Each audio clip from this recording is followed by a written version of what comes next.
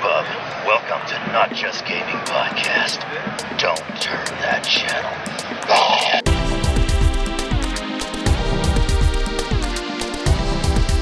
Welcome everybody to another wonderful episode of the Not Just Gaming Podcast. We are rocking episode number 6 right now. Woo. I'm your host AJ, and I'm joined by usual compadres. Yeah. We have Yama, and we have Rooster. Hello there. Oh, I should have got another beer before we started. Damn it. Priorities all out of whack there. Oh, well. You might as well go get a beer. You got a minute until your segment comes up, so. Oh, okay. So, Rooster, what have you been up to this week? What have I been up to? According to my notes, it says shit. Maybe I ate shit. I'm not sure. But on an honest, real Z's. I played some Fortnite. Bought that. It's,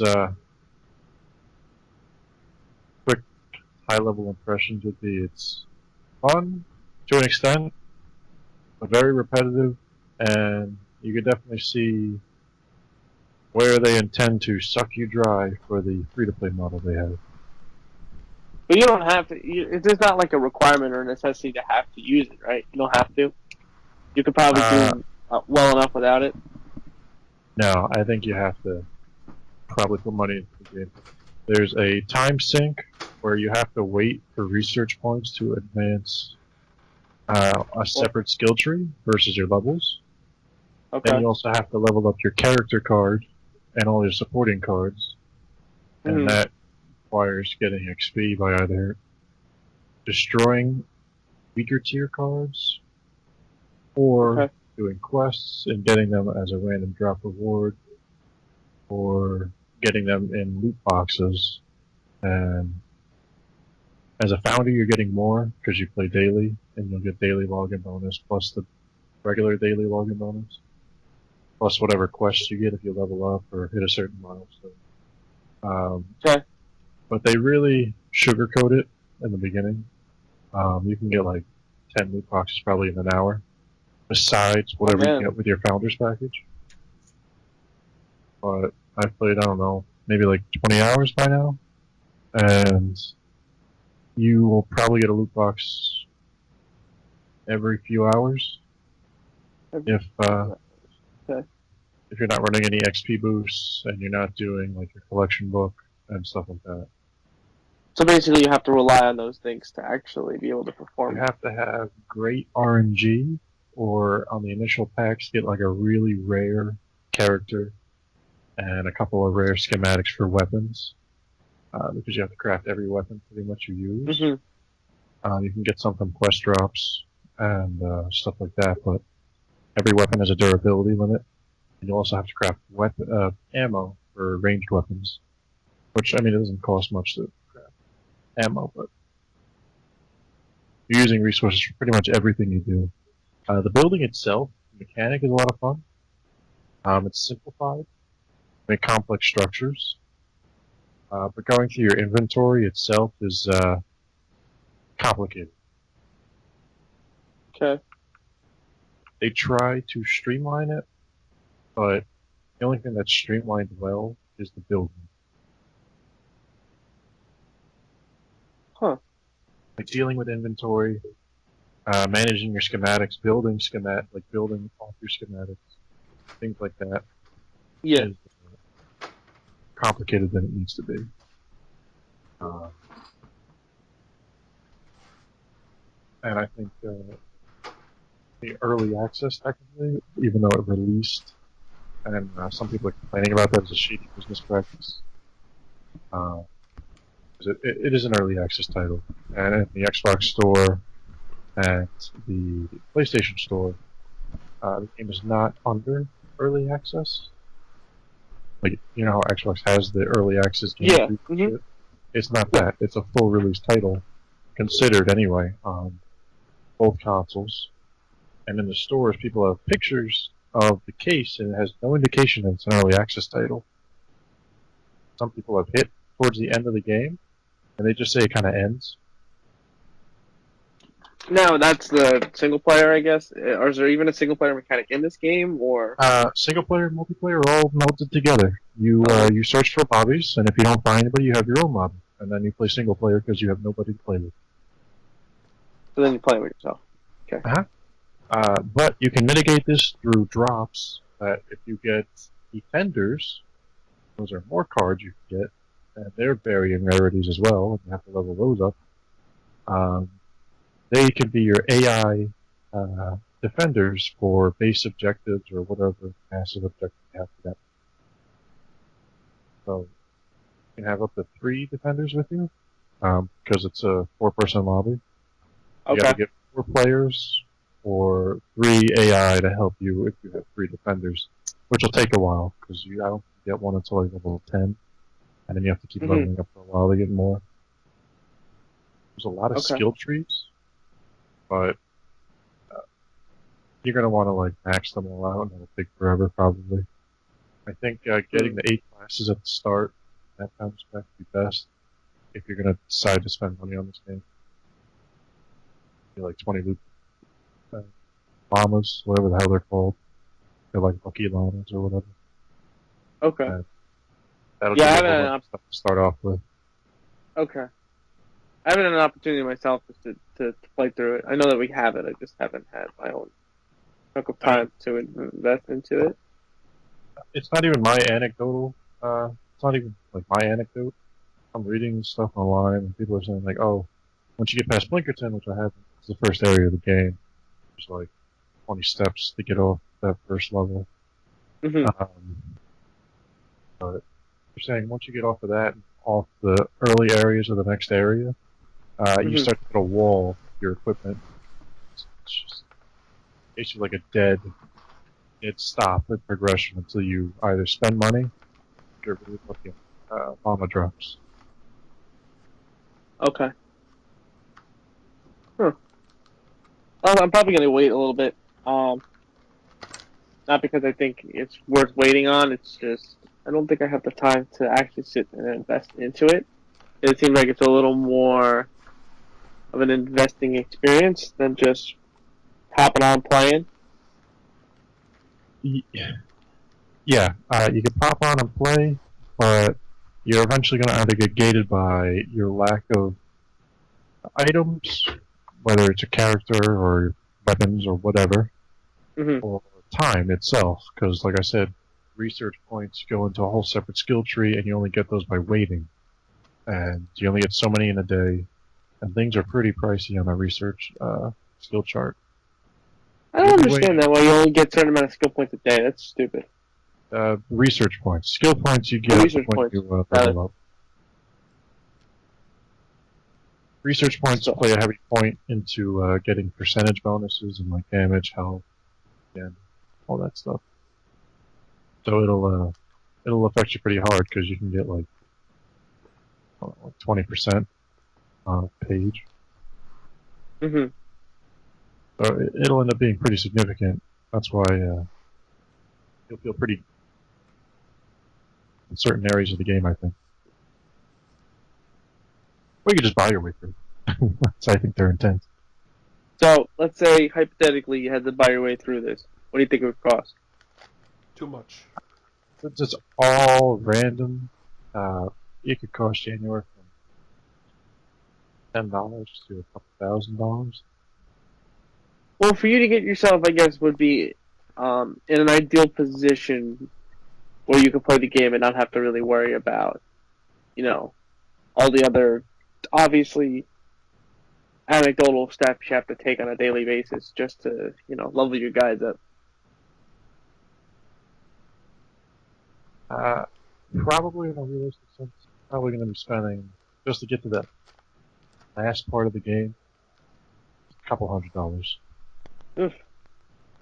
That's right. And that's if you have decent luck. If you have bad luck, spend a lot more.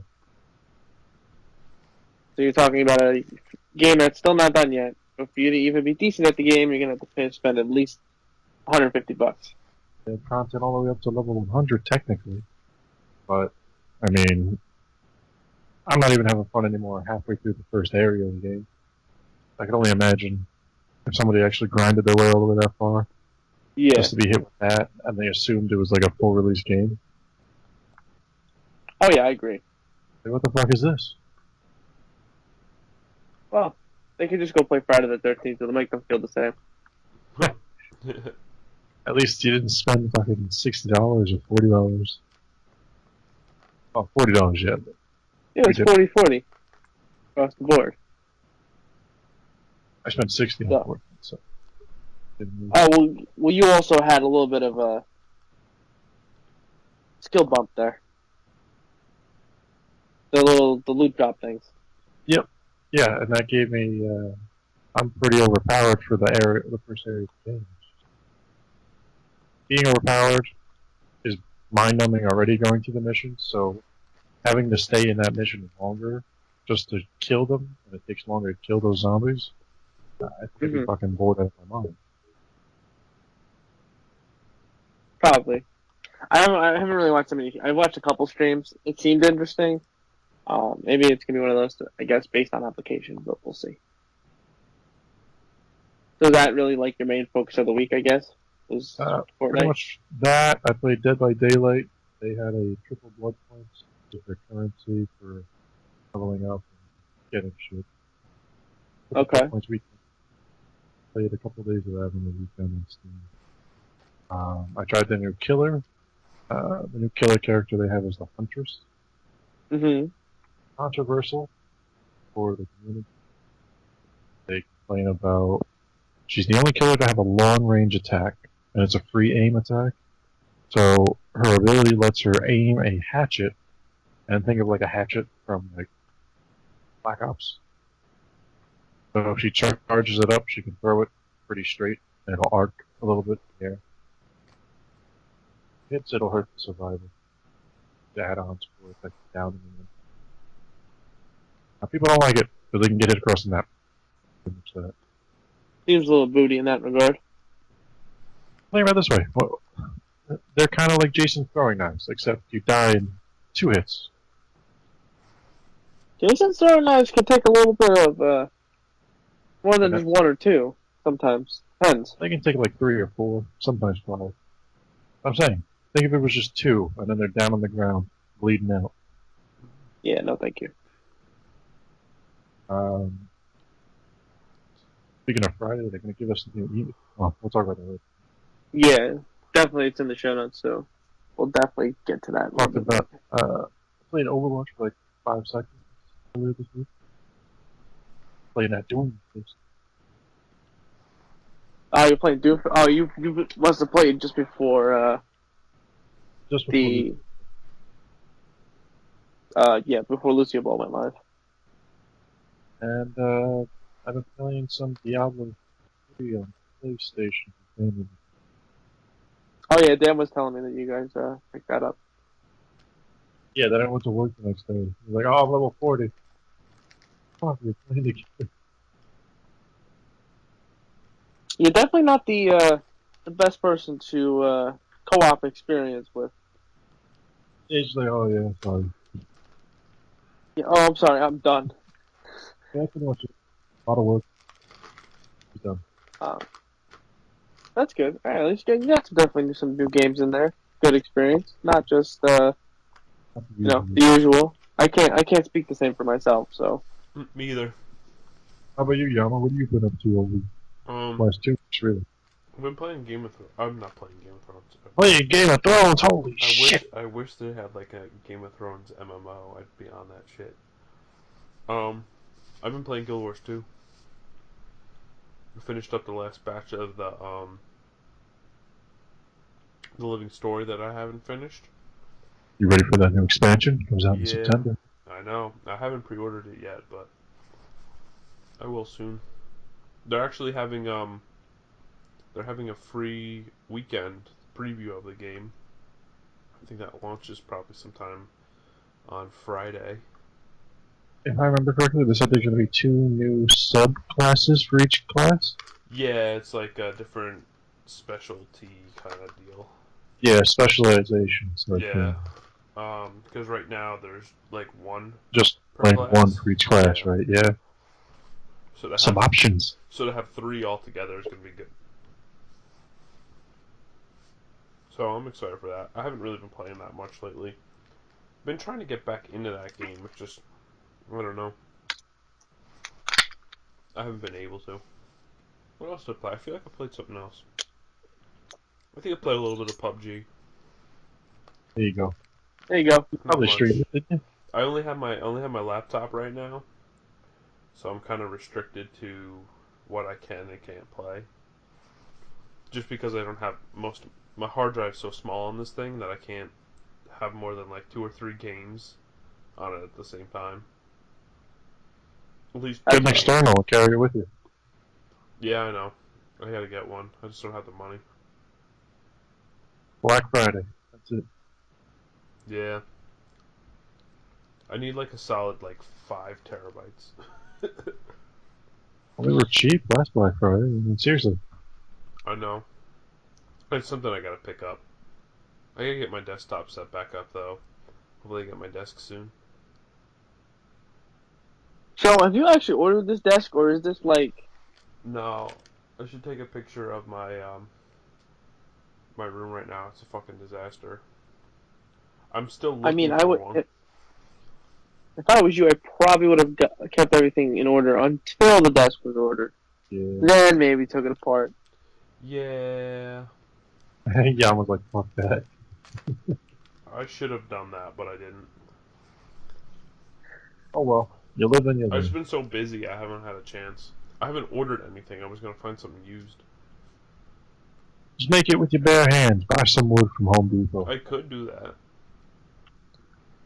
if I wanted Drink to. a couple beers. Make it a day. Ooh, beer. That's the whole thing you took Yeah. away from that.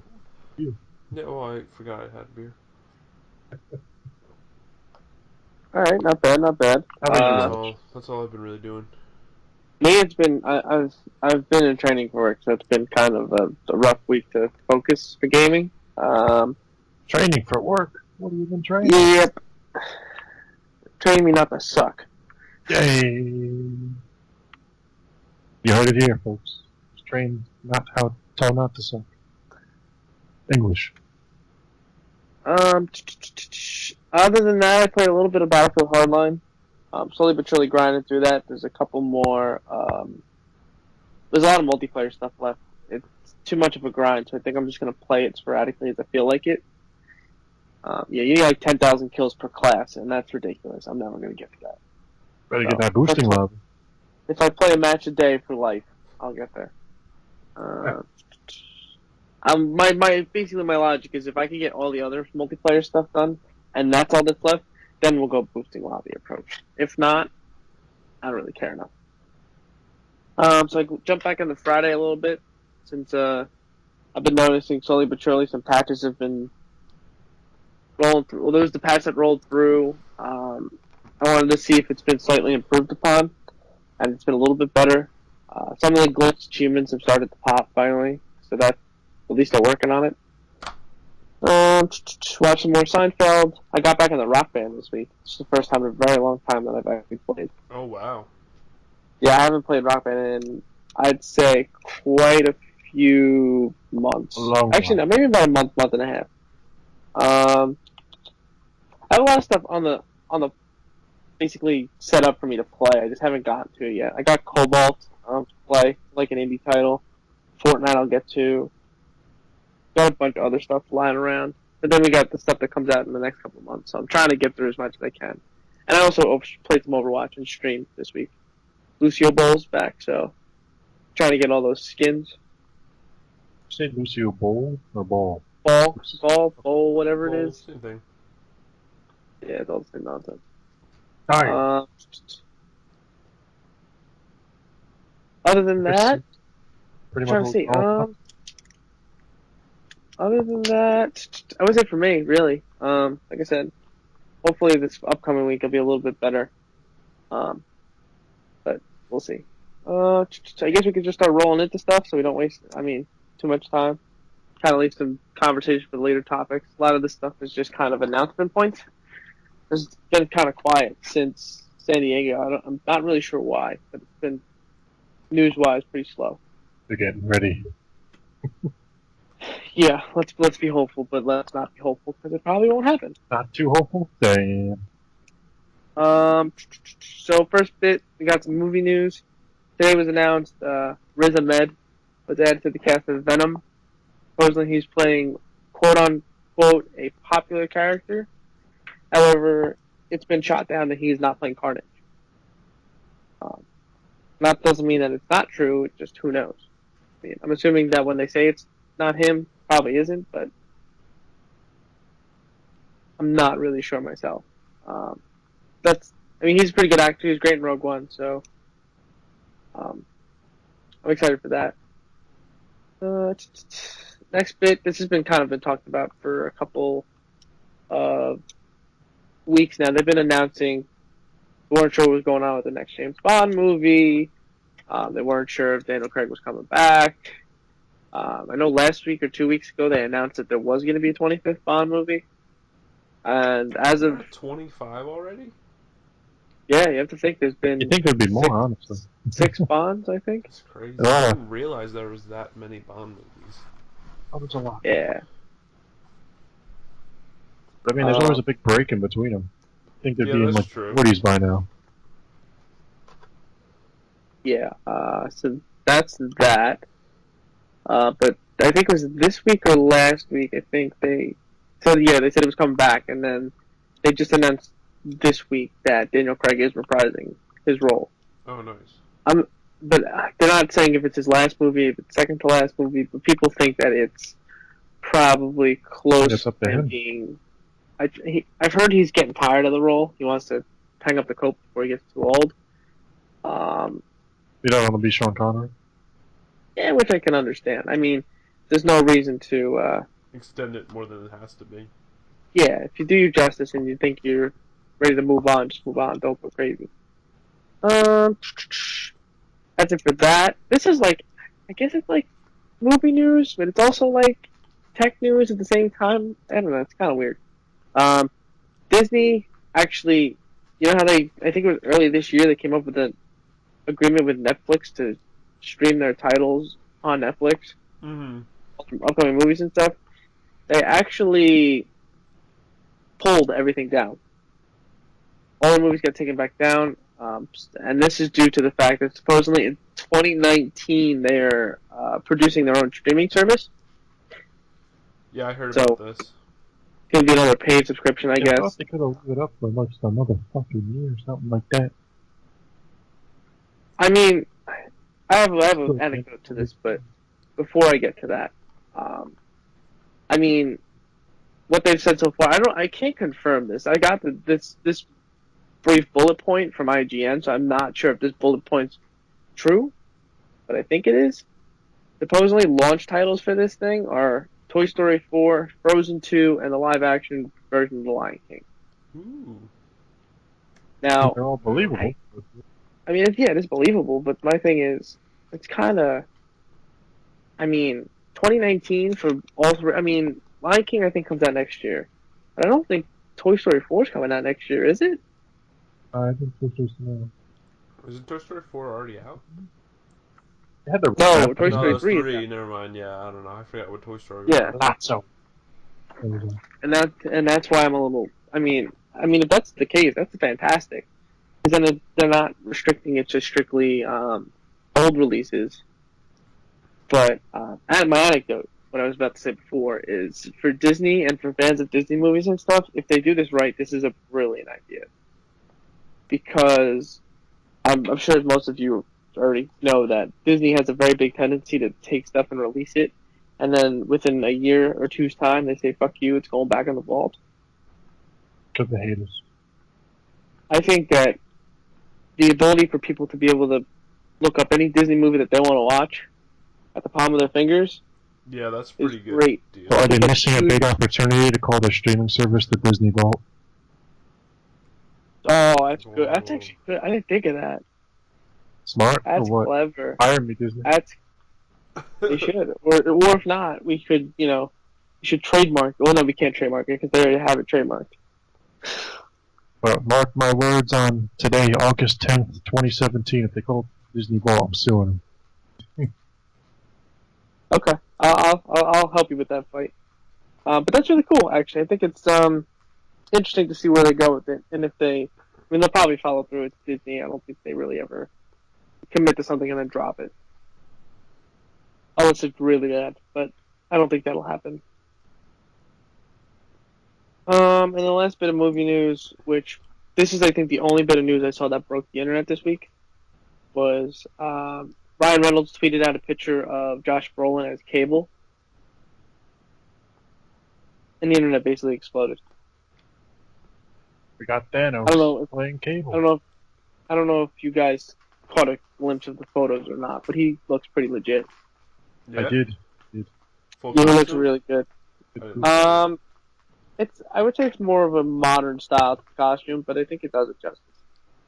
So I mean, he's you're like not getting in, yeah, okay, cool.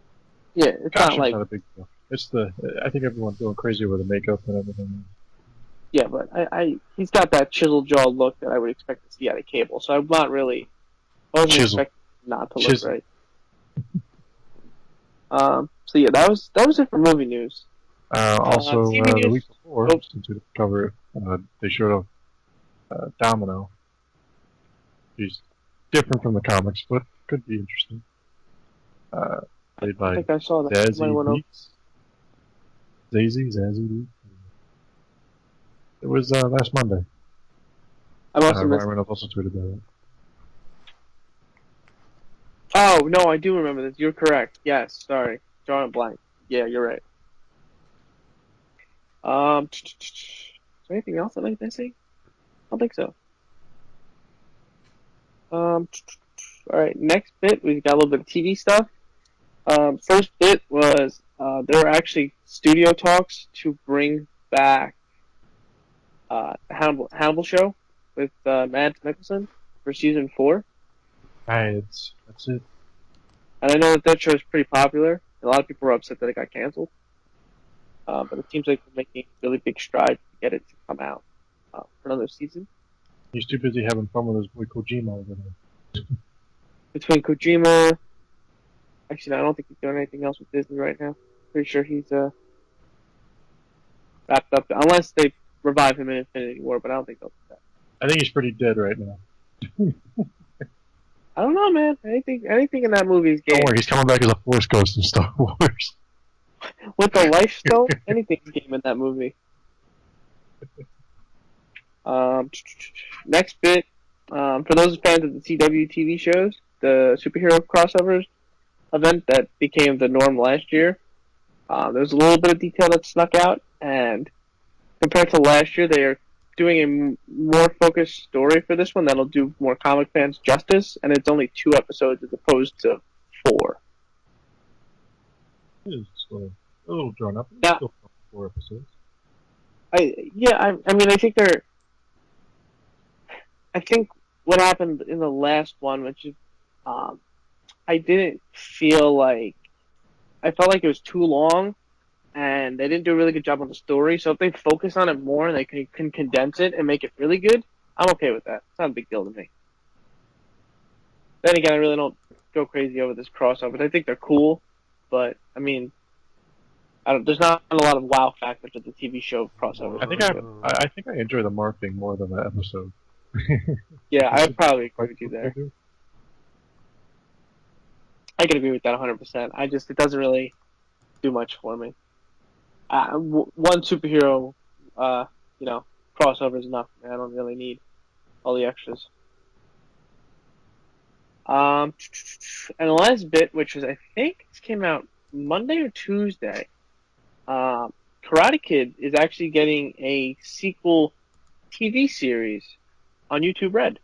I actually saw this straight up on the news. I believe, if I read correctly, I think it's either 10 or 18 episodes. 18 sticking in my head. I'm double checking right now while we're talking about it. Danielson.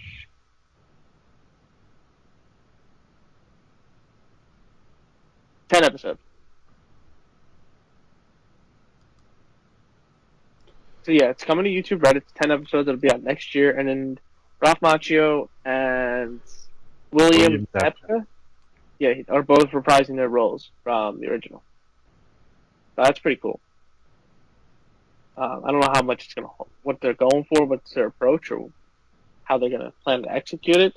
But I'll check it out. It'll probably be good. It'll be the I dojo. think I also think if I'm also looking at TV show news, I think I did see that for people that were excited for the Roseanne reboot, supposedly Dan lived somehow. They're gonna, I don't know if they're gonna address it in the show or not. And then supposedly they're in talks to get Johnny Galecki back for a guest spot on the show. Seems That's weird about it. back now. I mean, I think it'd be a fan service for him to come back, especially the way the show left off. I don't really, like I said, I don't really know how they're going to explain the whole Dan being alive thing, the way the show ended. Yeah, I just mean like the show coming back in general, not him coming back. Everything's doing it. Next, It's next so you're gonna stupid see, though. you're gonna see Star Trek get rebooted with the original cast. Yeah, and then we're gonna see fucking Cheers come back too. Yeah, everything's gonna get rebooted at this rate. And Frasier. Oh, Look at it this way: at the rate that by the time we have kids, we might see Avengers reboots at that point. Honestly, it's like they fuck. can't come up. It's like they can't come up with any creative new ideas anymore. They're just like rehashing everything or rebooting Well, you know everything. You know what I think it is, and I could be totally mistaken here. I think that the younger generation is way too influenced and involved in YouTube and like that kind of media, and they're not as heavy as like our generation and the generation, like our parents' generation. Yeah. It's streaming like the actual cable channels, other than like I know they watch like Vampire Diaries and Supernatural. Oh, Yeah. shit. And then like the big shows, but other than that, they don't watch a lot. So I think that these are done as services and nods to the older generations, but they know that they'll get enough buzz that they'll probably get kids to check them out because their YouTubers will probably talk about them. That's my logic. I mean, because they're not going to be able to market these kinds of shows to kids that age. It's not possible. No. They're going to be like, why am I going to want to watch a show that was on 20 years ago? It's not going to work. that's what you get him with that back in my day. The only show I think that have prevalency and that could still hold up because of the fact of like the sitcom vibe was a show that actually did really well, which was Fuller House, because of the fact that it's like that family friendly sitcom that parents grew up on, our generation grew up on, and then I feel like there was enough reruns for the younger generation to still kind of grow up on it. But something like Roseanne is way too far gone. It's been. Yeah. I mean, I used to see reruns of it late at night, but I don't think anybody else really. There's a small minority to that. I saw more like George Lopez show,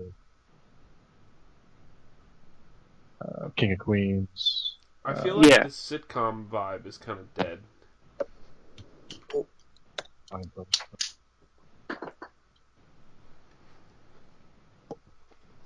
Yeah, Like, I can agree with you on that. Like I you mean, look at the shows that are getting canceled, and a majority of them are sitcoms, and they're just like they'll go a season or 2 or 3 if they're lucky. the It'll only get one that's killed. really the only one that's still really popular is Big Bang Theory. Yeah, you're right. That's because there's so much pop culture involved with that show. That's what gets people tuning in. And yeah, it's funny to an extent. Everybody gets to feel smart. They say Exactly. something, oh, Yeah. they're smart. I get it. I'm smart. Or the fact, I mean, for people like us that like the nerdy side of things, like it's a great show, and I think that's what's getting the newer generation is that tech kind of talk and all of that stuff. It's more culturally aware. Exactly, yeah. So it's hard these days to get something that's gonna catch the younger crowd that is a sitcom. You see, they're trying to cash in that younger Sheldon show. Yeah. Oh yeah, I've seen that. Yeah, he's got his own spin-off or whatever. But I mean, He's gonna narrate, and then it's gonna be like a younger him. growing up in, what was it, Texas or whatever the fuck you grew up in? I don't know.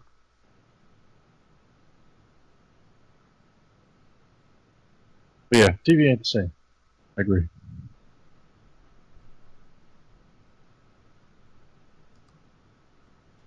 Back in my day. Alright, Soldier 76, take it easy. You alright over there, Arch? You quiet. You got no opinion? Oh, he's dead. He's dead, yeah. Oh no, rip. Well, I guess we can continue. He has an issue. I'll be back in a moment. I don't know. Yeah, that's pretty much the last sitcom, right? I mean, the other one I watched. Oh, go ahead. They had that one with shit. What's his face? Oh yeah, what's Tim his face? Allen? That's a Tim great Allen? show. Yeah, Tim Allen had his own. That guy. Oh, Home Improvement. That's the fuck. That's the best. No, Are you he's talking talking about about his? the new one. He's talking about the new one. Oh, the new one. Who the fuck cares about the new one? It just got canceled though. Oh, that's What is it? yeah, It's like Man vs. the World or some shit like that? something like that. I don't remember. Basically, Home Improvement 2.0. Well, isn't that the same idea with the Kevin Can Wait one? Like Kevin Basically. James? You can't have Tim Allen in another sitcom and it be nearly as what Home Improvement was. Not No. even like a fucking quarter of what Home Improvement was. Ah, It was a good sitcom that nobody really watched, at least that I know of. Was the Bernie Mac show. never watched it. I've So I heard guess good you're things right. about it. It's pretty fucking funny. I like Golden Girls. My girl Betty White. There you go. My grandmother used to watch Golden Girls all the time, and then I Yeah, got yeah, hooked yeah. on it, and I just like still love it. They just made a series of Funko Pops. Oh yes, they did. But you know Anyway, what? had that other show, right? It was recent. It was Hot in Cleveland. Yeah, you're It right. was just focused on her, right? Yeah, essentially. You know what? Maybe I'm wrong, but I don't think shows nowadays have a, I guess you would call it like a life, like a long-term life to them. At least that's how I feel. Like, Mhm. I feel like a lot of these shows, like The Walking Dead. I mean, and I like The Walking Dead. I know, Bobby, you like Game of Thrones, but I feel like these shows, they're good. They're doing good now, but I feel like later on down the road, I feel like these shows are going to be overlooked. Game of Thrones might have a little more of an opportunity to survive, but I feel like even like these like Vampire Diaries and like Supernatural, and I mean these shows are popular now, but I don't think that they're gonna have the power to stand around They have like these other shows do. They have conventions just for Vampire Diaries. They had one a month Yeah, ago. yeah, that I understand, I was but like, I think You have to Supernatural will go on realize- until they die. Like, you have to realize that these are literally all teeny boppers. Like, excuse Yeah. the term, but I mean they're all mm-hmm. teenage girls that, like, we've seen it firsthand. It's not a pretty experience to it's meet not these a people. pretty sight. I don't think that once that generation moves on from this stuff, if it's gonna keep that umph that it has. Yeah. I feel like it's on a hype train right now, but I don't think that's gonna carry on forever. It's not a period piece, I guess would be the best way to put it. Game of Thrones, I think, would be considered a period piece for the regards that it's for this generation. I feel like that's held the test of time. Dun, dun, dun, dun, dun.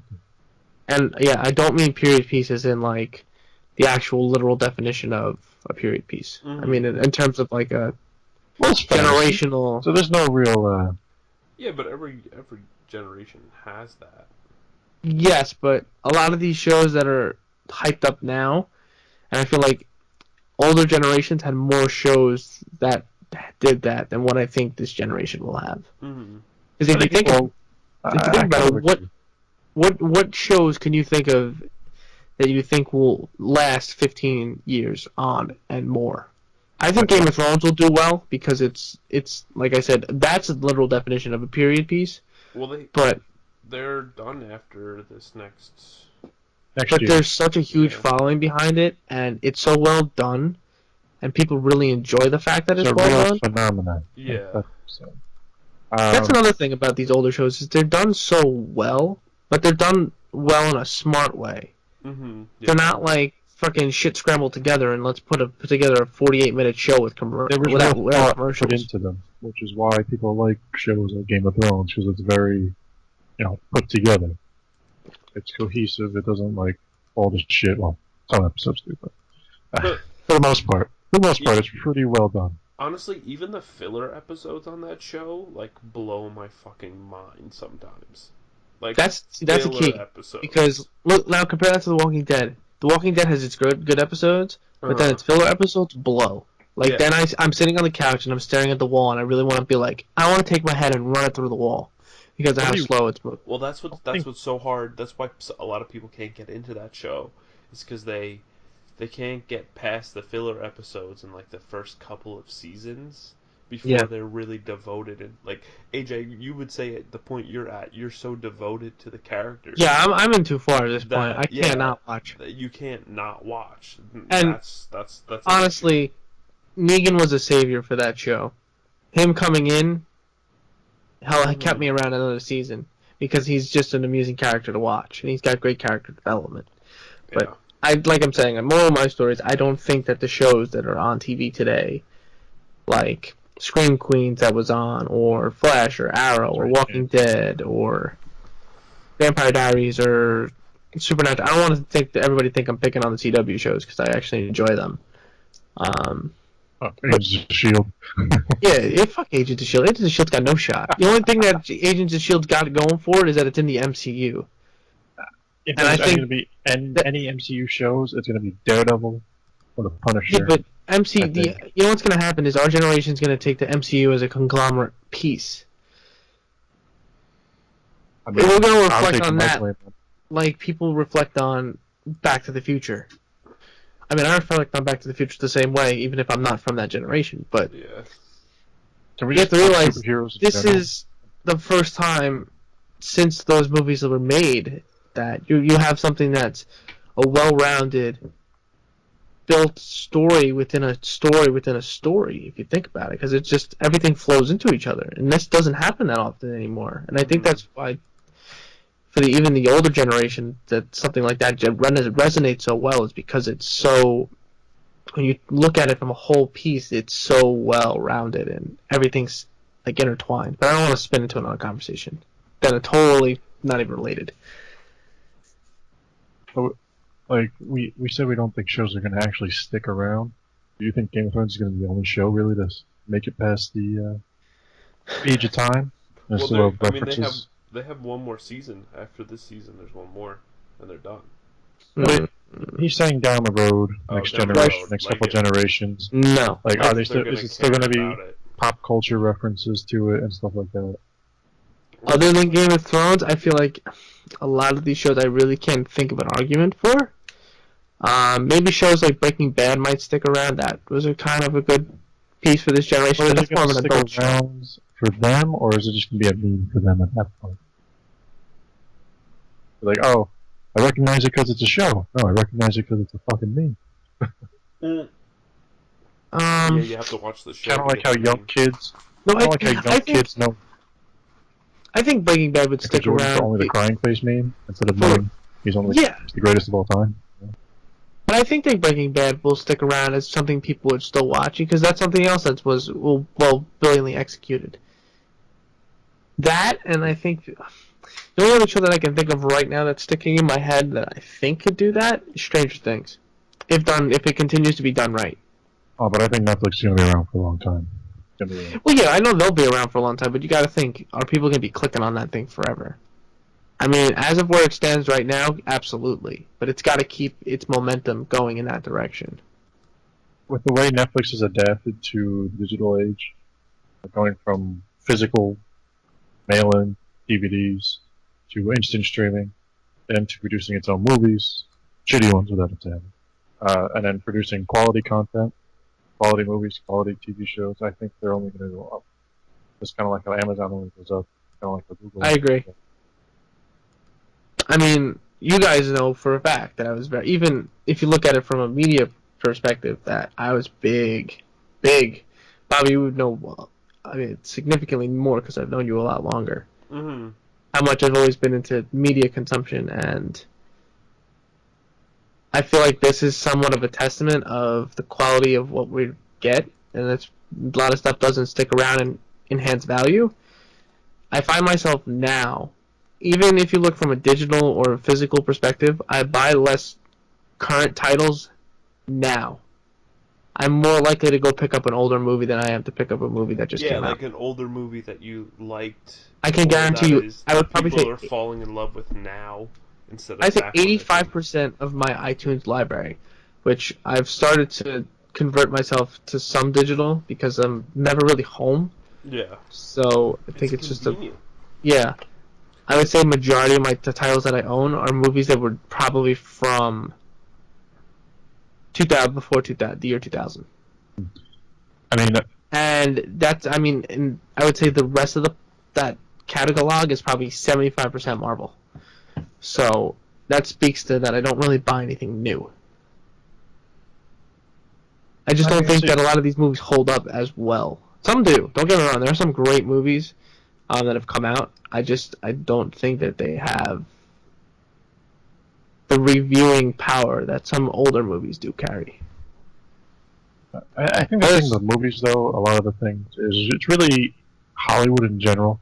Hollywood gets older, but they don't get a lot of new blood in until like everybody dies out. That's true. It's by necessity. I mean, look at Spielberg. Nobody's going to replace him, even when he dies. Yeah, well, no, you can't. Even when he dies. Somebody of that regard is not easy to replace. Then you also have younger directors who aren't like young, but they're they're middle aged. Like you got Quentin Tarantino, and you got people like JJ, and you got people like them, Colin Trevorrow, whatever his name is. Red Rover. One of these days. But they're gonna get old eventually. They're gonna go. They're not gonna stick around. You get M. Night Shyamalan Ding Dong, who might be living forever. Who knows? Even the Shamhammer will die eventually. I don't think he produces that excellent of movies, though. I mean, that's a totally different conversation. I'm not going to go down that road. Yeah, I don't. Quality movie, bad quality movie. You can always find something interesting in his movie. Whether it's bad, I mean, look at Avatar. Exactly. It's so bad you can cry. It's the fucking best horror movie I've ever seen. But yeah, I don't. And I guess that's where you got a point, is Hollywood. I think Hollywood is still trying to rely a lot on the past. Look at our actors. Our actors don't even cycle out that much. Look at Harrison. Still making movies. Harrison Ford, Arnold Schwarzenegger. Harrison Ford has probably run out of roles that he's literally still just remaking his old movies. And just raking in the money. Did I should send you the link, Bobby? I saw somebody asked him that at Comic-Con. No, I don't think you should. They called him out and they said, "Do you plan on remaking every single one of your classic iconic roles?" Flat out turns around and goes, "You bet your ass I am." Oh my god. Big payday for him. Think about it though, because you know what? Fans are going to eat it up. Yeah, because they can't get enough. Look, Blade Runner 2049. It might not be fantastic. We don't know yet. It's not out yet. Yeah, but it's got him. But it's gonna crush it at the box office because it's Blade Runner and he's back in it. And that's all it takes these days. I feel like the golden age of movies is done.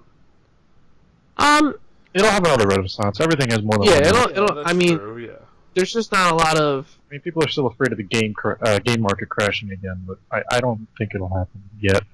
I think it's not. I don't think it's a game market crashing. I think it would be more of a transformation of what it is than anything else.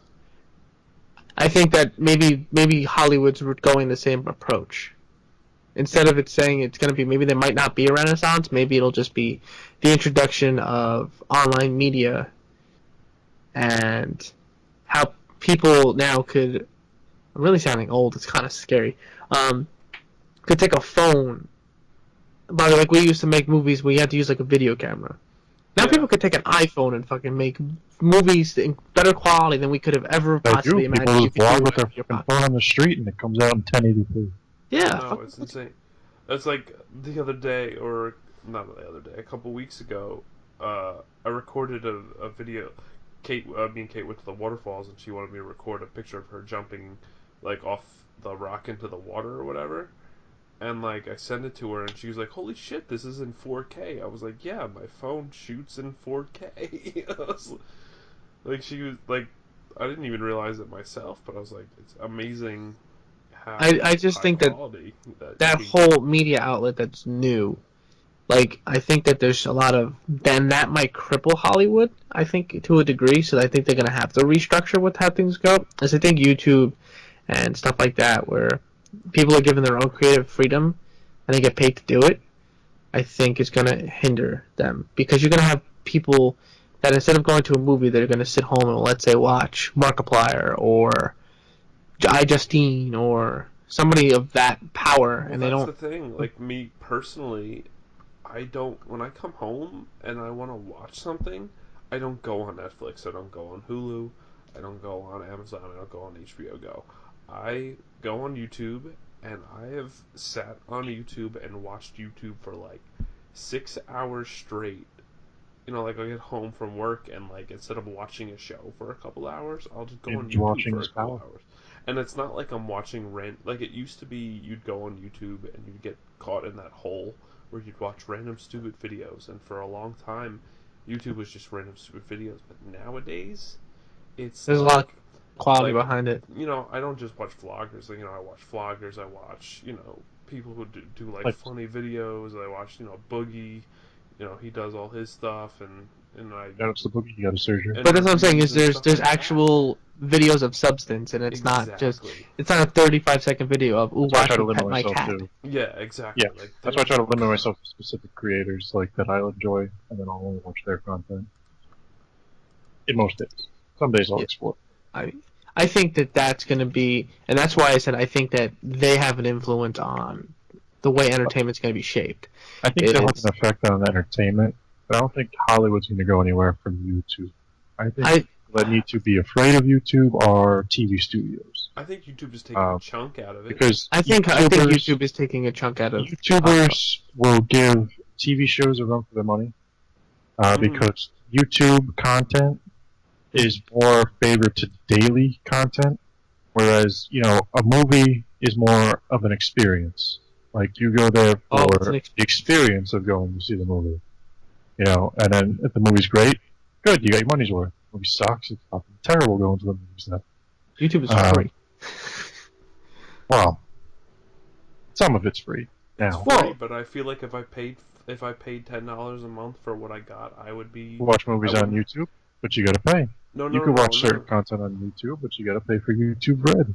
No. But I think what Bobby's saying is if he took what YouTube offers as a free service and he got charged for it, I think he's saying he would be justified in still spending that money because he gets a good value out of it. If I got the content that I get right now out of the people that I enjoy watching, and I had to pay, you know, whatever the Netflix price is right now, I wouldn't be that mad about it.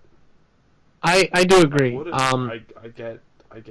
I honestly, like, I haven't probably used my Netflix in about like a month or so, because I just, you know, I probably use my Netflix once a week when Kate comes over on the weekends, and that's pretty much it. That's the only time I use it. I don't open it. I have to probably agree. I probably use Netflix, I would say, for the Marvel's Netflix shows, and if there's a show that I want to watch that's not on iTunes that I can't buy, and let's say hypothetically it's on there, I'll watch it there. I think that's where, when they get exclusive deals and stuff to certain content, that's where they get me, but... Yeah, well, I mean, if they get a certain show that I'm like, oh, that's a great show, that hasn't been, you know, it was, like we were talking about the old sitcoms before, like, if they get an old show like that, or if they put, like, if they put Home Improvement on Netflix, like, I'd be all over that. Like, here's the thing, Hulu has the rights to Seinfeld. Mm-hmm. That's a clincher right there. I'm like, son of a bitch. Well, Hulu's different because I like how you can get it like right away. But if you think of it this way, every other service offers the same thing. Yeah. You have YouTube Live, I think it's called. Rose, you can correct me if I'm wrong. Yes. They have live TV, and I'm pretty sure it has a DVR, some sort of similar setup to. They have a DVR feature. Yeah, so I mean, everybody's doing the same thing. It's just the exclusivity agreements that they get for. And you don't even have to fuck with Hulu. If you have a cable subscription or satellite subscription, you can log into those the channels' websites and watch it directly from their website. Yeah, usually. But like for someone like me that rents, like I don't have access to their. Yeah, that's why I mean? think something like YouTube Live would be something that'd be beneficial to you specifically. Because it also offers the same service as Hulu, but I mean, it's a little more expensive because you're literally getting live cable all the time. But coming back to this monetization thing that you're talking about, saying, oh, paying for it as a service, you also have to be careful how YouTube changes its monetization processes because you could be fucking over creators more than just appeasing users. Well, I mean, I think they got a grasp of that as of late. I think they got that under wraps. That's what I was going to say. Because have you been keeping up to policy changes and advertising changes? Videos are just getting flagged randomly. Videos will just be demonetized, or YouTube will just take the ad money. I think YouTube has. I think they're various reasons. Do you think? Isn't this done by their AI though? Isn't this done like their algorithm that does this? But if you contact support, they won't even reverse it in some cases. And the AI, like the advertising itself, it can't be changed once it gets flagged or something. And if you get a reputation on the channel, then advertisers specifically will request not to be on the channel, like for bigger channels. But there's keywords and tags and descriptions and even audio snippets and videos that they'll just straight up just deny you certain advertisements, and you'll be flagged. It'll really hurt your income. Yeah, but I've noticed lately that, I mean, 2 or 3 months ago, every YouTuber that literally every YouTuber that I watched was all up in roar about that whole thing. And lately, I haven't heard anything about it. I also think that, you know what the problem, but to your point, Bobby, I think some of them have accessed other avenues where it doesn't hit them as much and they just don't care. Like Boogie, for a fact, I can guarantee you he'll mention it from time to time, but I'm pretty sure he just relies now more on Twitch than he does on YouTube just because of the fact that he had a feeling this was going to happen. Yeah. So, I mean... Well, the smart YouTubers are breaking off into other avenues to keep income coming in. A lot of them go... Getting donations, you have people having Patreons, you have people on Twitch. A lot of them are going oh, this video is sponsored by... Yeah, well, that's because they're getting direct sponsorship as opposed to the UQ algorithm, which works. I mean, that's the same thing as what YouTube ad does. But you know what? A lot of the videos I watch, most of the YouTubers I watch, I never get an ad before my videos, like ever. I don't know what it is. I never get ads on my laptop or my desktop ever. You have ad phone. No, I have no ad blockers on at all. There's just never any ads on any of the stuff. I feel like I feel like it's guaranteed that you're going to get an ad. If I watch it on Kate's iPhone or I watch it on her iPad, like her laptop or whatever, we get ads. But whenever I watch it on any of my stuff, for some reason, I don't get any ads. It's the weirdest thing. I don't know if maybe it's just because the people I watch, I know Boogie said it. I know H3 said it. Yeah. They said if some of the videos get demonetized, they just straight up take off all the ads because it's not even worth fighting over it. And in some cases, that'll be the case. But yeah, sometimes YouTube is just fucking bananas, and they'll just not throw you any ads. Which I mean it's good for us, but it hurts the creator. Yeah. Hurts creators like us that get 4 cents over a lifetime. We're just we just need to view bot some more. That's all.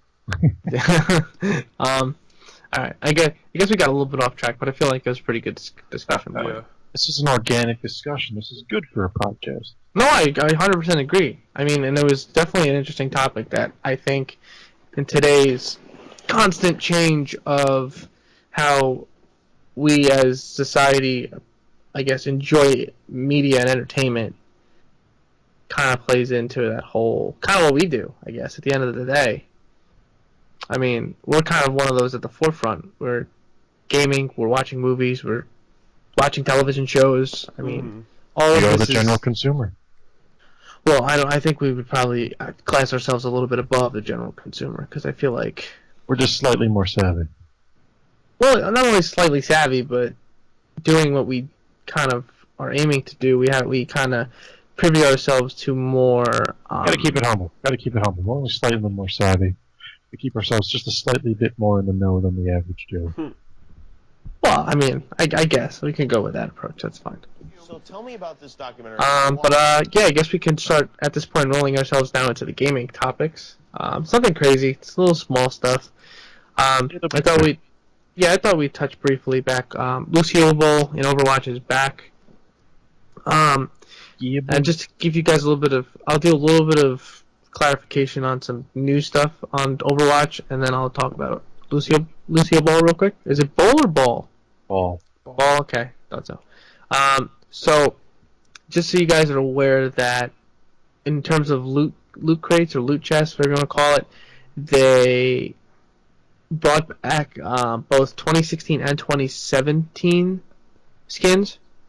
Well, they brought back the 2016 Summer Games skins if you didn't get them. Yeah. Lucioball has now, it's brought back, it has its own set of achievements, and they're also bringing back the 16 skins as well as 17. The 16 skins, the legendary skins, are only 1,000 coins each, like the regular legendary skins. Like regular skin, yep. And the 17 skins are like any other holiday skin when they first come out. They're 3,000 coins. I think that's going to be their game plan from going forward. So, like in October, They'll be the old skins plus the new skins. Yeah. I don't think the event's going to change. I think it's going to stay the same. I still think they're going to throw in some new events. I'm like, oh, this event now? Yeah, I mean, I only think that that's the case just because of the fact that they've implemented achievements on it. So I don't think they're gonna have to keep. They'll probably keep it. Like, maybe they'll add another thing in on top of that, but I know that they're probably not gonna change it too much. After Lucioball is over, they're gonna add back Capture the Flag, but then when they go back to when we get back to the Chinese New Year, what? We're gonna have Capture the Rooster again, or we had Capture the Flag already? I would assume that they'll probably put Capture the Rooster. Or maybe they'll put another game mode in between. Like, perfect actually segue is they just announced a developer update that Deathmatch was coming to Overwatch. People have been requesting this for a while. Ooh. Insert Wrestle with Jeff, prepare for death name. So I don't know. I just saw the developer update roll across the computer screen before we started the show. I didn't have a chance to kind of read into it or watch anything for it. I think that it might be categorized in, I don't know if it's going to be in the arcade or if it's, because I don't think it'll fall into quick play.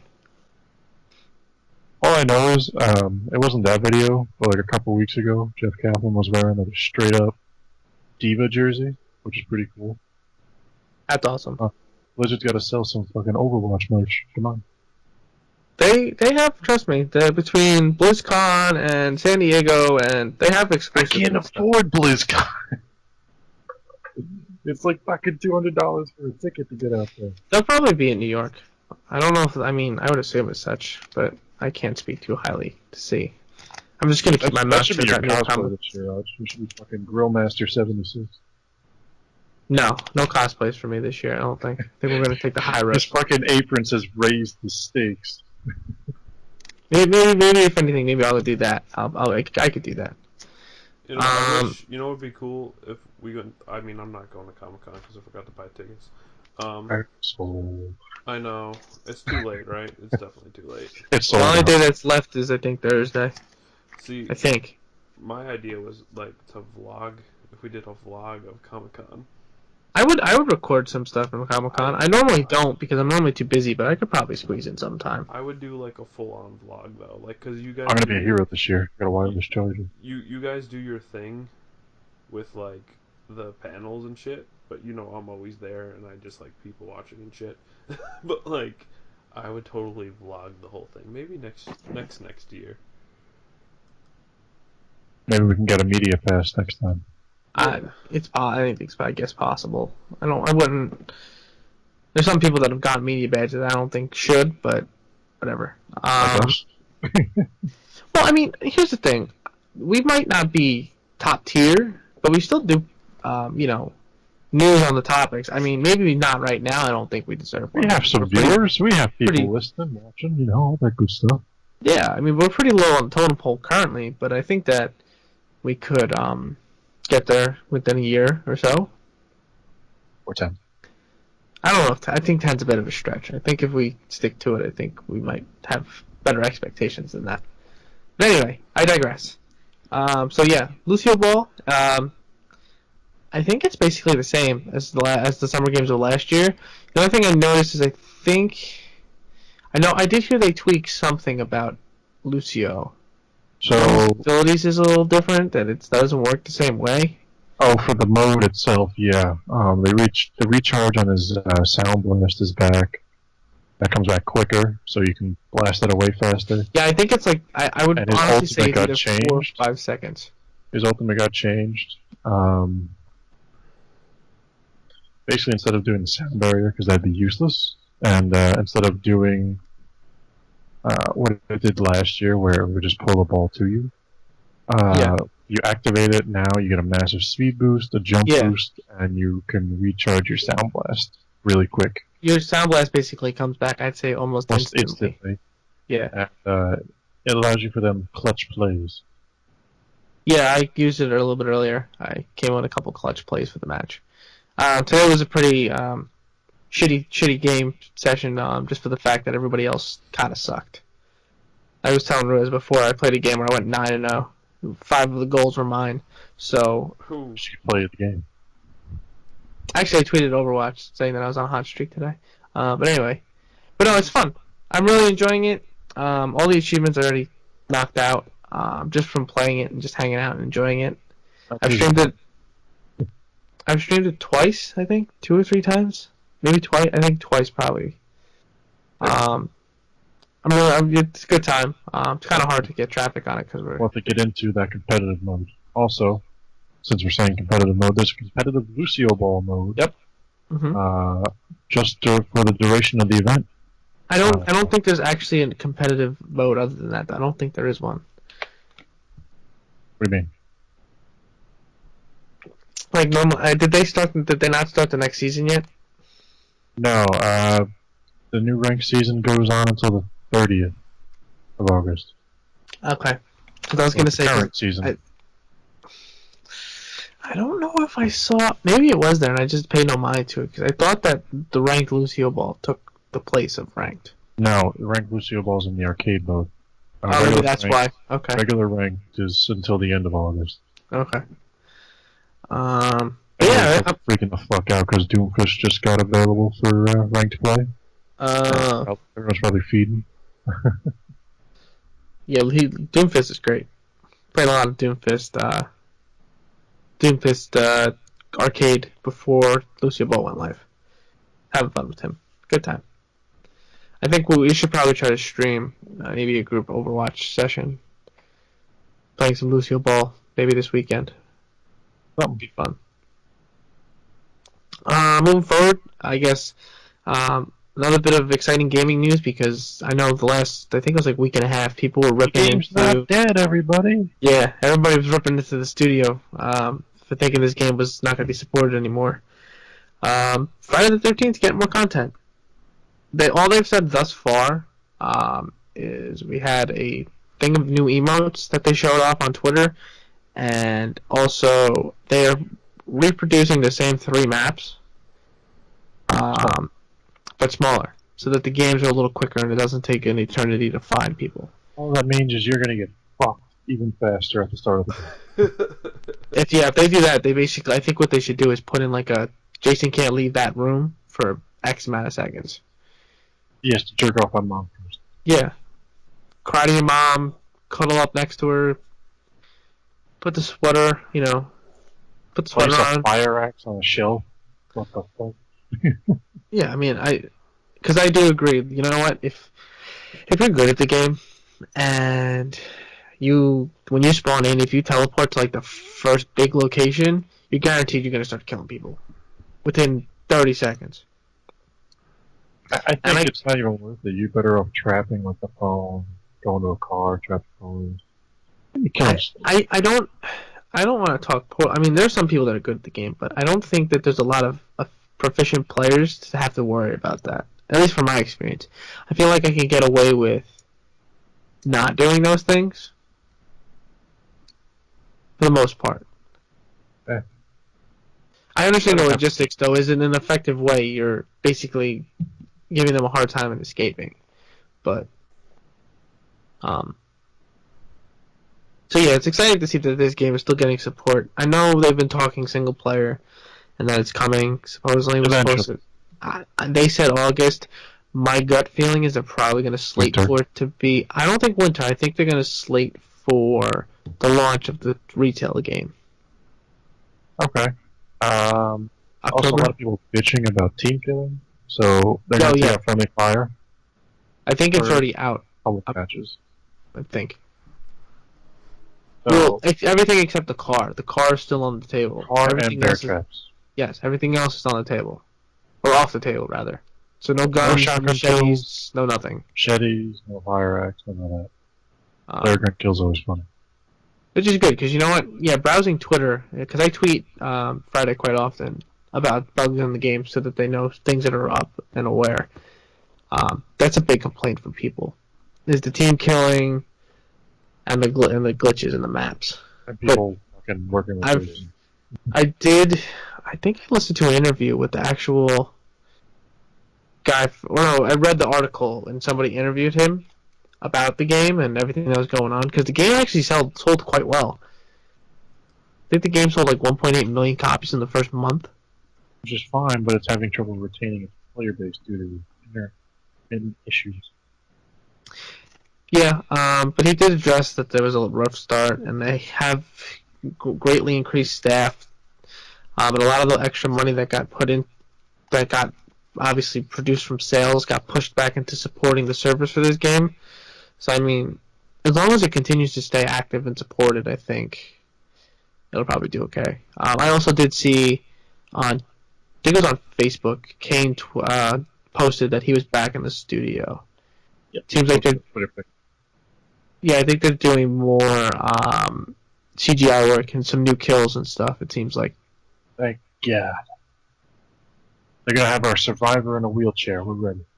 Oh, push him down the stairs. That'd be brutal. My only weakness, stairs. But that's it for Friday. So how does he get in the car?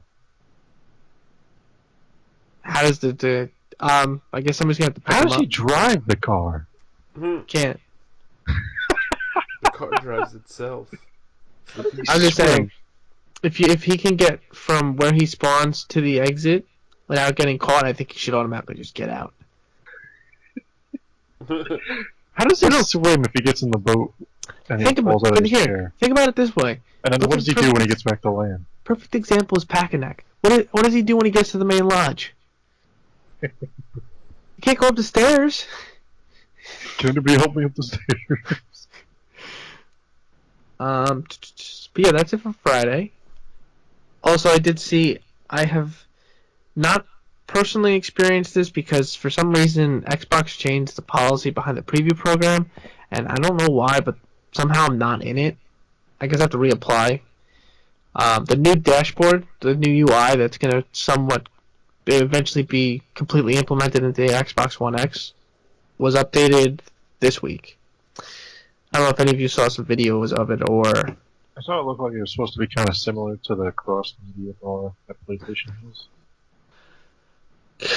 Kind of. So, yeah, the concept's still kind of the same. Is you can still pin stuff, but it's a lot cleaner. There's not as much going on the screen when you sign in. There's something at the top. I guess it's what's in the disc tray, I would presume. Please not have gigantic fucking advertisements. No, the advertisements were small. There was I think one for Game Pass. There was another advertisement for Games of Gold, which is small. There's I think it was 4 or 5 pins at the top for stuff you could keep up there all the time, which is you could do games. You can actually pin friends now if you want. If you want to see stuff that's going on with your friends. So a specific friend, if I wanted to pin one of you guys to see what you're up to. And it seems like that stuff actually flows into the actual UI, the first page. So if you scroll down, you'll see those specific pins. So, like, let's say the first one is Forza. If I click down, it'll show me stuff about Forza, like news or like achievements or any of that stuff. So it's a little more integrated in that regard. And I know at the bottom there's still the pinned section, like an additional pinned section. Always have it on the blade on the side and the pressure. Yeah. The rest of the blades are kind of the same. Like, you got like the store, the mixer, community. I think groups is one, or clubs is one. I think, rather. So that stuff's the same. And the only other big mechanic that I really saw that was really different was that they went back to the old school Xbox 360, like the guide. It's not vertical, it's horizontal again. Or no? It's vertical, not horizontal. Vertical, not horizontal. Yeah, sorry. I think it looks nice. I mean, I didn't really have a problem with the dashboard now. So I really didn't think it was huge, but whatever. I think it's all right. I think it's clean looking. Supposedly, because people were somewhat complaining, Mike Ibarra did a interview with another podcast the other day. I think it was yesterday, and they asked him questions addressing some of people's issues, and he basically said that this is not the final UI. Slowly, things are going to trickle into it that people aren't going to notice are getting added.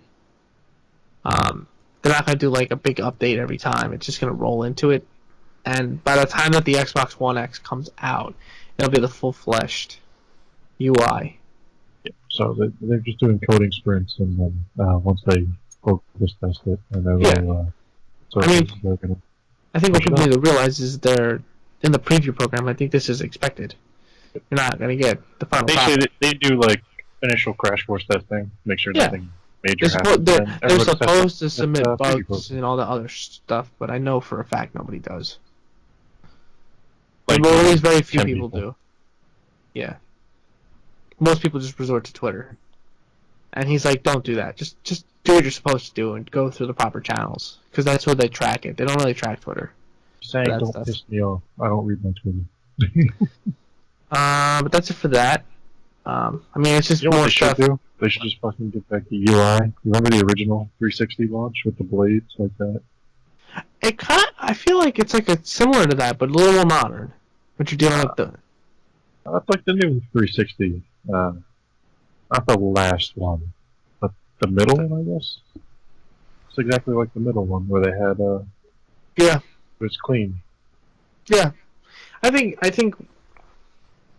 I get what that look they're going for. It's like a very overarching Microsoft theme. And I also know that they released 3 new controllers. I was tweeting at them about it the other day. It's like Volcanic Ash. There's like one that's like a classic. It's very clean. I like the way it looks. It's like matte gray, and then underneath the joysticks, it's like green, like that Xbox green. Looks pretty sick. And then there's like one of the Recon controller things with the rubber grips on the back and that whole military look to it. You want to take the next 2, I guess? Yeah, I know that Fallout thing and the other one I don't really know much about. Yeah. So Fallout 4 has a Game of the Year edition announced. Just another way for Bethesda to rehash something. At least it's cheaper this way. I mean, you get it for, I'm assuming, $60, and you'll get all the content instead of spending $120. So, not too bad. I got a lot of hours out of Fallout, especially if they managed to get mods on consoles, so I'm sure a lot of people got a lot of use out of that as well. I still haven't gone back and beat that game. I think I still have it on this laptop.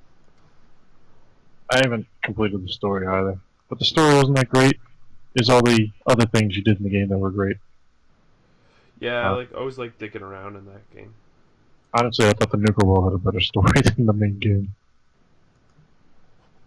That and Far Harbor. I think, actually, Far Harbor probably had the best story out of all the content for Fallout 4. Dragon's Dogma Dark Arisen is getting a next-gen, I guess, remaster is the right way to say it. It was originally on the 360 and PS3. It had a Steam port last year. That sold pretty well, so now they're gauging interest in a sequel by selling on the consoles now. It'll release on October 3rd of this year. I guess Capcom's really fucking making sure before they release another game of this.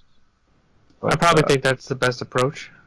It had record-breaking sales for Capcom on Steam, so I hope people support it on the consoles as well. Because it was the fastest-selling Capcom game they ever had on Steam. Once they put it on there. Huh. And they said it played like a dream for the most part. So let's hope it's a quality port on the consoles, and hopefully we'll see a sequel to that game. They did make an MMO in like Japan, so I mean hopefully they just make a straight sequel and don't give us the MMO.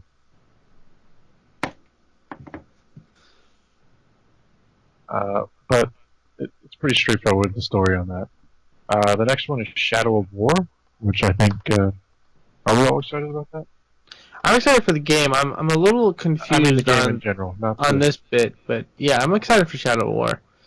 I mean, it's one of the games that's getting like full Xbox One X support, so I'm kind of pumped for that. I'm not even worried about the support. The game itself looks pretty good. Oh yeah, the game does look awesome. Yama, you been keeping up with Shadow of War at all? Nope. Okay. Did you play Shadow of Mordor? Nope. Okay. Anyway, Shadow of War is going to have microtransactions. That was a short-lived conversation. It was a great conversation. So Shadow of War is going to have microtransactions. A lot of people are kind of sketched about this because it's a fucking single-player game. There's no multiplayer component for the most part. And people are kind of skeptical. They said that the interview with the developer said that you can unlock everything in the game via gameplay, and it is only there for people that want to speed up their time, speed up the rate at which they progress through the game. These chests have like items and shit in it apparently, as well as cosmetics. But people are very skeptical because they're worried that either the grind is going to be crazy from the start once you get to a certain point, or it'll be okay for a couple of weeks and then they'll drop a patch, or it'll increase the grinding you need for that to complete the game. Well, I don't know, maybe if I'm wrong, but I thought I also heard that the microtransactions kind of relate to the Fortress multiplayer mode. A little bit. So people don't really. He hasn't really clarified 100% how much of an influence it's gonna have in the game. It's kind of like you said. It's kind of a lot up to a question. Skeptical, and that's why they're slightly cautious about it. Mm-hmm. Because they said they will be in single player. It's confirmed to have microtransactions for the single player, not just the multiplayer component. Which is why people are worried, because what's going to happen there? And is that going to set a precedent for other single player only games? Because that's a pretty dangerous precedent to set. Because do you really want to get like the next Batman game if it comes out, or whatever fucking Rocksteady and WB Montreal come out with? Yeah. Be like, oh, you can buy the Bat Chest and get a new suit that gives you +5 health and 10% damage increase. I'm or kind of you can hoping it's grind for the cosmetic. next 20 hours. You can grind for the next 20 hours and get that suit. But then you won't be able to progress the story for those 20 hours. That's absurd. It would make me drop that game so fast. Because I'm worried about it. Yeah. Obviously, it's hyperbole, but something like that could happen if people Well, yeah, are of left. course. I think they're cautious, but they're still willing to buy it. I don't think anyone's trying to boycott it yet.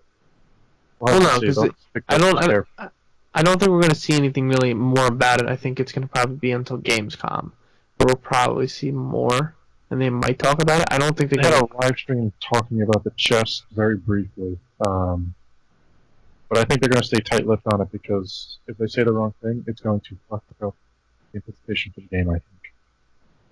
Heavily. Oh yeah, so I think they're going to hold out. until they can give themselves a clear, concise answer on what it does. And even if they don't give a good answer, they'll make sure it's a consumer-friendly answer. Yeah, they'll find a way to bullshit around it, and then the hardcore gamers will still rage. Well, we'll see. Mainstream media still might rip them a new asshole, too.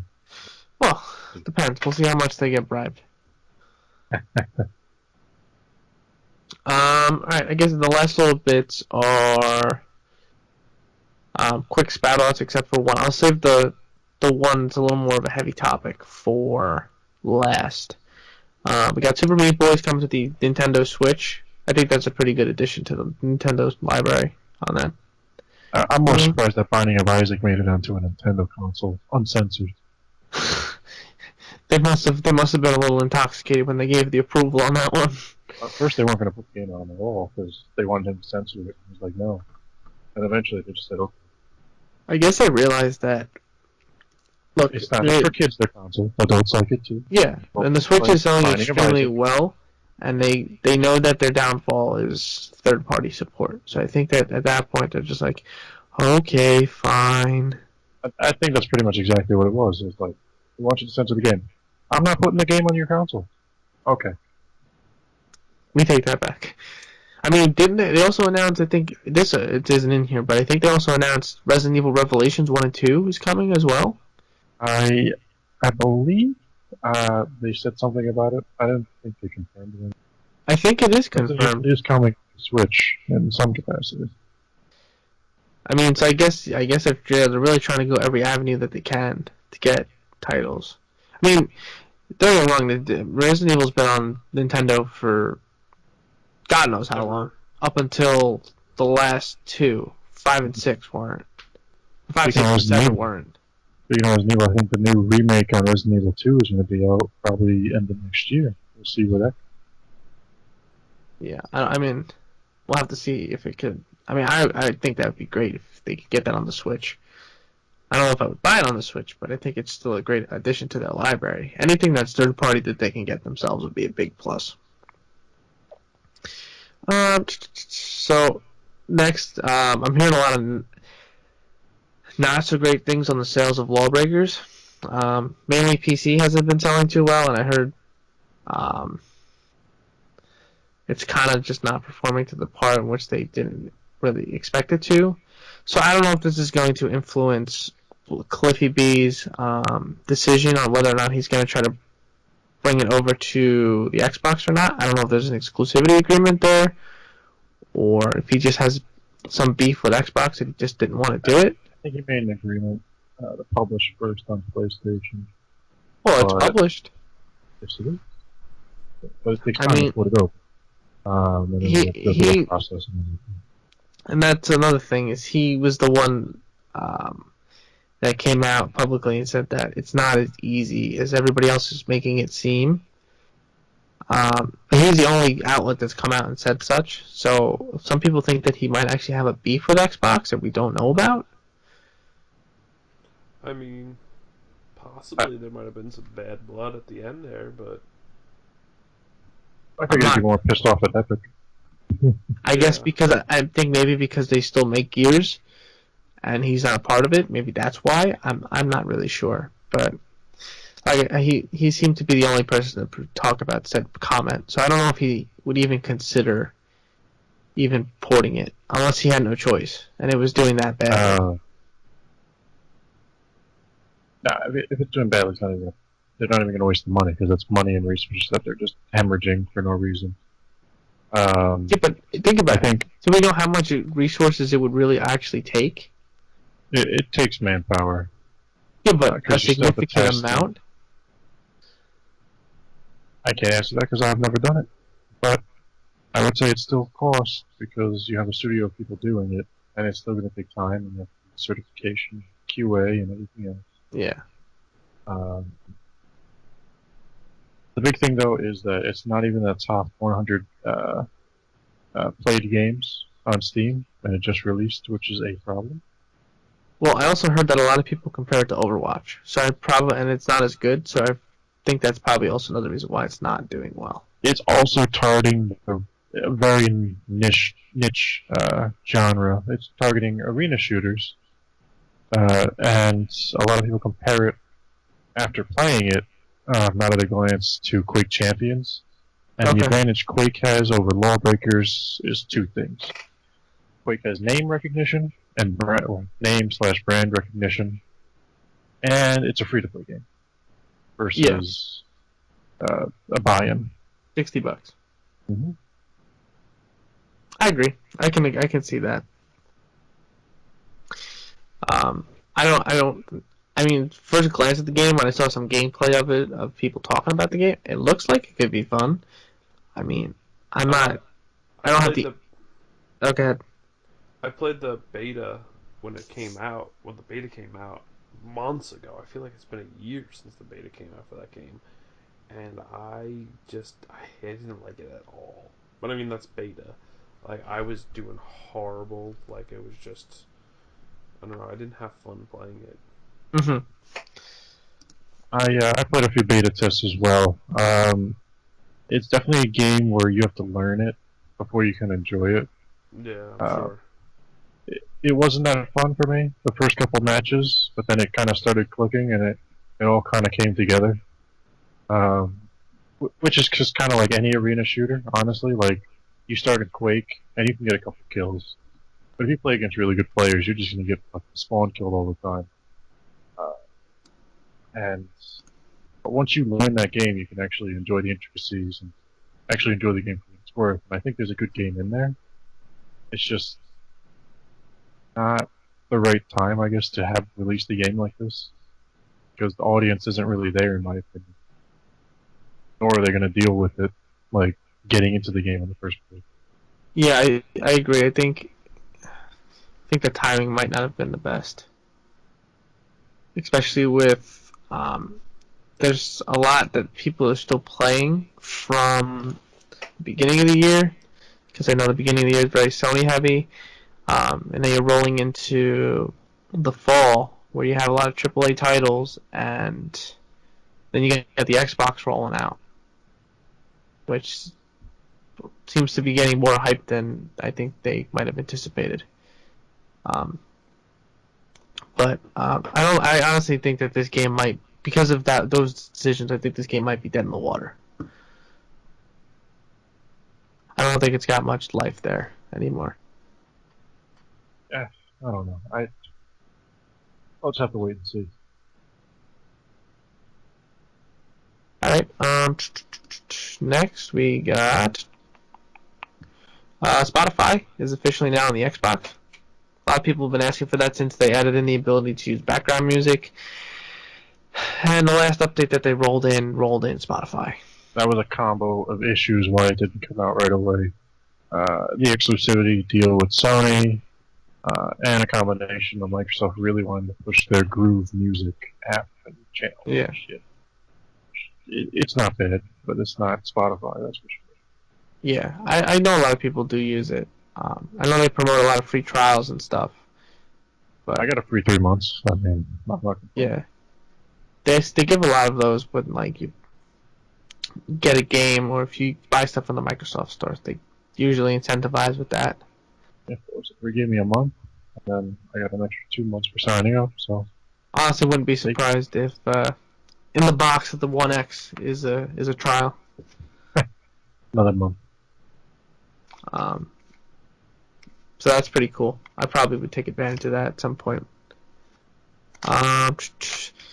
Last bit of quick news is Project Cars 2 is supposedly superior. The producer or the developer of the game came out and said that the Xbox One X version of the game is superiorly better than the PS4 Pro.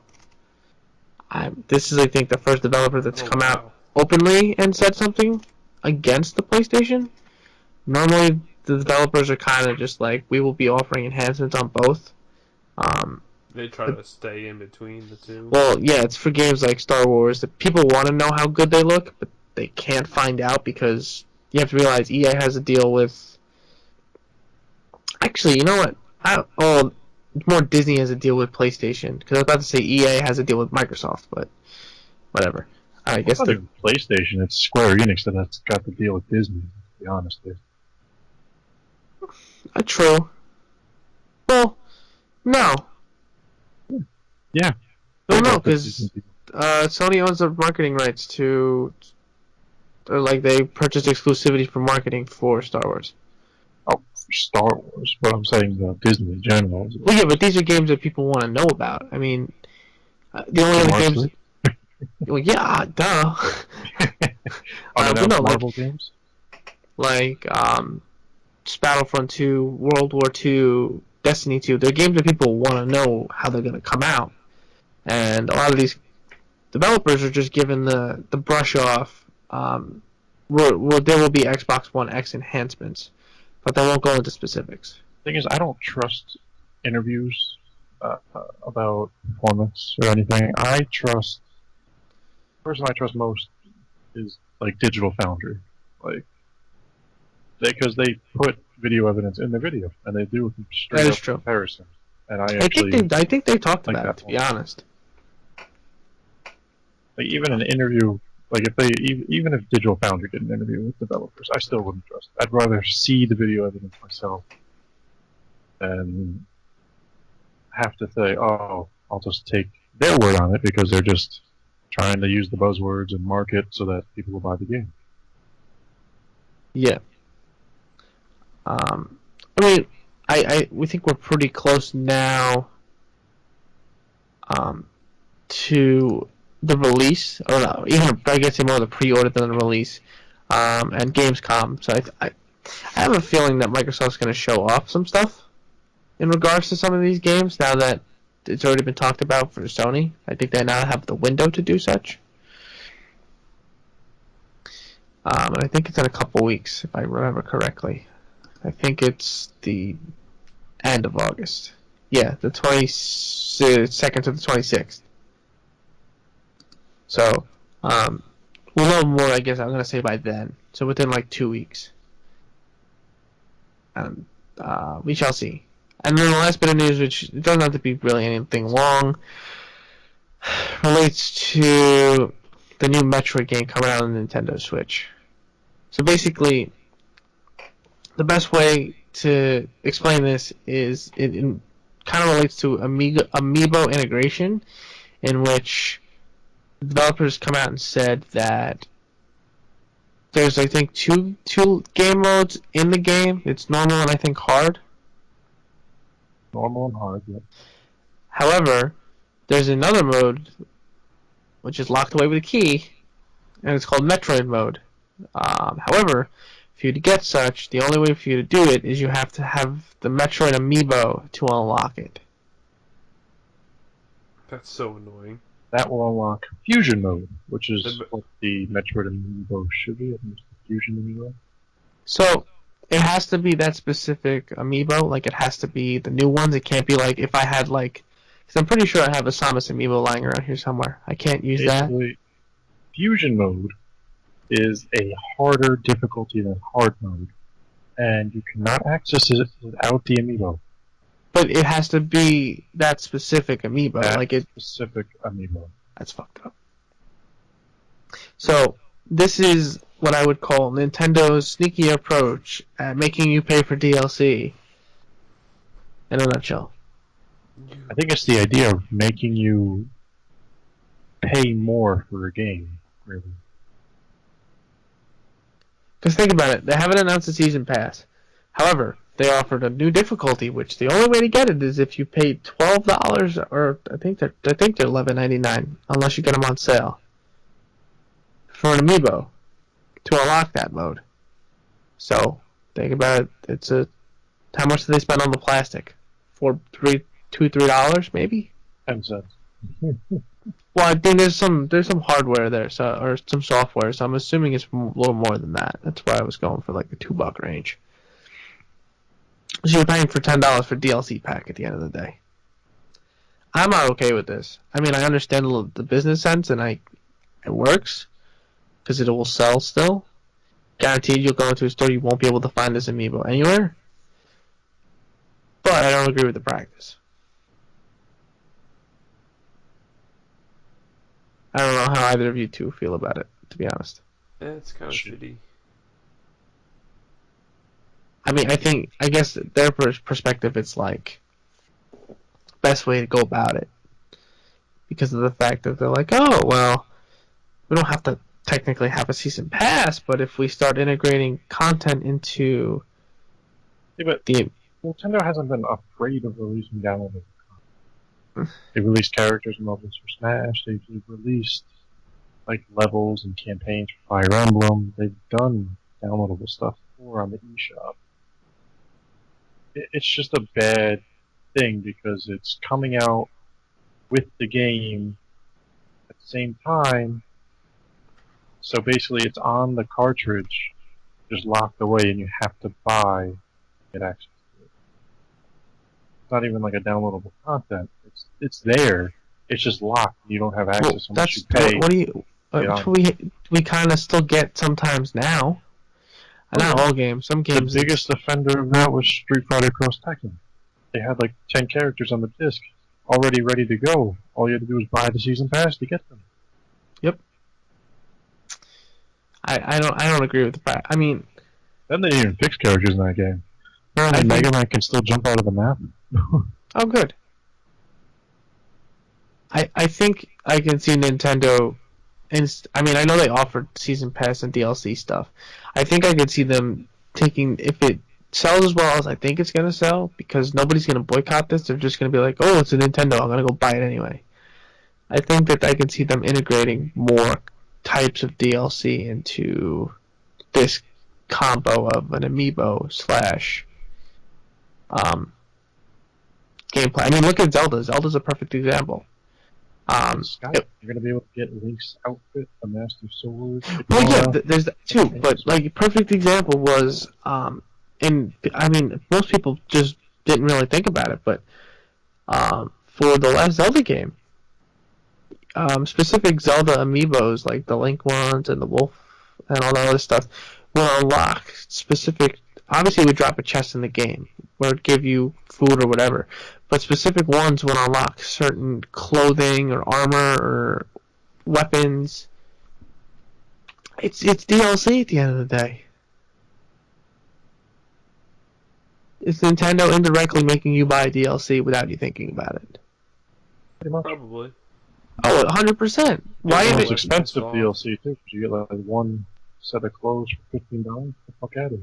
Yeah, it's. I mean, thankfully I found a lot of them on clearance or like cheaper online. But when I did restocks, people were paying. Imagine when they sell out, you're going to like a fucking. People were online. They were buying them for $30, $40 a piece. It's for a piece of armor. Who the fuck cares? I still got my Captain Falcon amiibo. Fucking Falcon punches every day. I mean, I like the little figures like lying around. Some of them are cool. I mean, I display them on my shelf next to the desk. But I don't know if I can agree with the practice if this is where they're going. The only ones I like are the Smash ones, please. It's becoming more and more apparent that that's what they're doing. At first, I didn't think about it. I thought it was just like, oh, this is a cool mechanic to add into the game. But now that I'm thinking about it from this perspective, they're flat out making you pay for DLC in an indirect way. While still selling amiibos at the same time. Yeah. I mean, don't get me wrong, they have no problem selling these amiibo things. Yeah. It prints more money than the fucking 3DS. However, I did notice that this last wave that just came out with Bayonetta and Cloud, I think there's a couple other ones, was not sold out.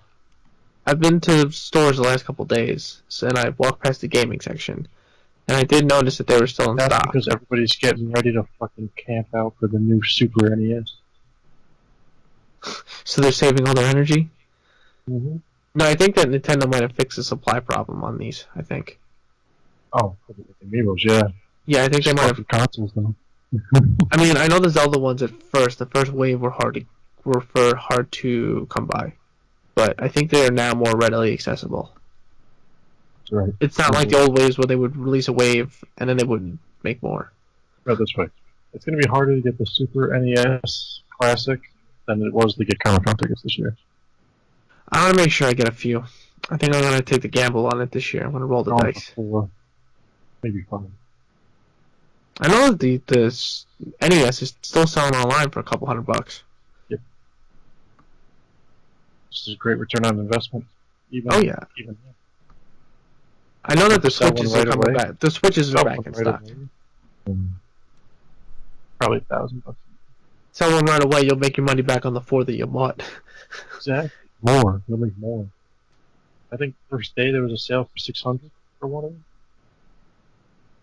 I mean, the only thing you're gonna have to think about is you gotta hope that these places don't put a limit, like limit 1.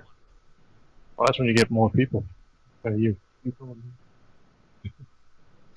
mean, And then the only retailer that didn't put it up yet, or did put it up, was Amazon. So I mean, everyone else is still on the table. Yep. Unless Amazon's orders got canceled, but I don't think they did. No. Walmart's orders got canceled. So I'll do one from Walmart, one from Best Buy, one from GameStop, Target, one from GameStop. Yep. And if any of them offer more than one, then I'll order like 4 from Then I'll that go one. for all at once. Well, no, I'll get just 4 from there, and I'll still get 1 from everyone else. Oh, there you go. Now, don't forget, $80. $80 a pop. That's not a big deal. If I'm gonna walk away with 3, I mean, this is quite unethical to talk about on the show, but whatever. This is called making money. Guys, for us to provide you delicious content of new games and stuff, this is Probably will never exist. When there's a few thousand of you listening at a time, then we may have a Patreon. If we have But it's 100 still- people that donate $1 a piece, it's Okay. $100. Pays for the website. That's one new or one new game every month for us to purchase, review, and show off for the crew. But anywho, I think that's it for us. I think we've kind of gone on a little longer than normal. Just not by much, by a little bit. A little bit. Yeah, it's hard for me to tell. I can't really see the time on how long we've been recording for. Yeah, we never keep track. Like an hour and a half. Yeah, it's close Maybe to that 2 now. hours. I don't think. No, I think we started before midnight, so I think we're just about an hour 20, hour 30. Whatever. Anywho, thank you guys for tuning in. Make sure to check us out on iTunes. Obviously, if you see this on YouTube, make sure to give that thumbs up and a subscribe to the channel. Check us out on Twitter, Instagram, and Facebook. Twitter.com/x_notjustgamingx or / sorry. Something like that. Instagram / notjustgaming. I think it's notjustgaming. Twitch.com / notjustgaming. And Facebook is, I think, notjustgaming official. It'll be in the description below on both links if you want to follow us on such media. I should be streaming most of this weekend if I can, and hopefully during the week a couple nights next week. I started ramping up studying again, so it's kind of hard, but I'm doing my due diligence to make sure I provide you guys with content. I will be pushing out a super hot VR review eventually. That's a We should have other reviews, hopefully in the near future. I'm not going to cross my fingers on that one, though. Yeah. But anywho, thank you guys for watching. We will see you guys back for episode 7 next week. next week. Thank you guys for watching. Or listening, whatever.